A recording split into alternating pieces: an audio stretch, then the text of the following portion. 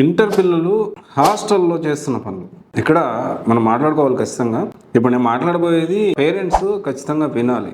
ఎందుకంటే ఏ junior college కూడా మా కాలేజీలో ఇలా జరుగుతున్నాయి, కాలేజీలో పిల్లలు ఈ విధంగా చేస్తున్నారని ఇక్కడ చెప్పు.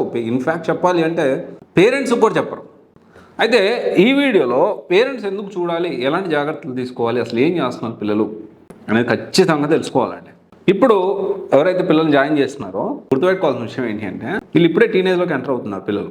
సో కొంతమంది ఫోకస్గానే ఉంటారు, వాళ్ళ పాటికి వాళ్ళు చదువుకుంటారు, వాళ్ళ పాటికి వాళ్ళు క్లాసుకి వెళ్తారు, వాళ్ళ పాటికి వాళ్ళు ఉంటారు, అది వేరే విషయం. కానీ మందు సిగరెట్ అనేది స్కూల్ డేస్ నుంచే పిల్లలు హ్యాబిట్యూట్ అయిపోతున్నారు. అంటే మందు తాగడం, సిగరెట్ తాగడం కొన్ని హాస్టల్స్ నుంచే ఇది స్టార్ట్ అవుతూ ఉంది. ఇంటర్ నుంచి ఇన్ఫ్యాక్ట్ ఇంటర్ నుంచి కాదు, స్కూల్ డేస్ నుంచే స్టార్ట్ అయిపోతుంది. అండ్ ఇది ఎలా తయారైందంటే, మందు సిగరెట్ అలవాటు లేనోడు చెడ్డోడు, అంటే చాలా నార్మలైజ్ అయిపోయింది.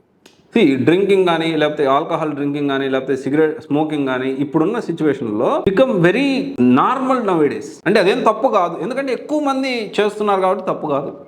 ఎవరైతే తాగరో వాళ్ళు చిన్న చూపు చూసే పరిస్థితికి వచ్చింది. వాస్తవానికి హాస్టల్స్లో ఇలాంటివి జరుగుతున్నాయి. అమ్మాయిలు కూడా కొంతమంది పిల్లలు, చిన్నపిల్లలు, తెలిసి తెలియని వయసులో ఈ బాయ్ ఫ్రెండ్ మెయింటైన్ చేయడం అనేది చేయకపోతేనే తప్పు అవుతుంది. చిన్న చూపు, చులకన, అలాంటి పరిస్థితులకి దారి తీస్తూ ఉన్నాయి. ఇంకొంతమంది ఏకంగా ఇంకా చాలా నెక్స్ట్ లెవెల్ కూడా వెళ్తూ ఉన్నారు. కొంత మెయింటెనెన్స్ కోసం, పాకెట్ మనీ కోసం, ఇంకో దానికోసం తెలిసి తెలియని వయసులో చెడు దారులు తొక్కుతూ ఉన్నారు.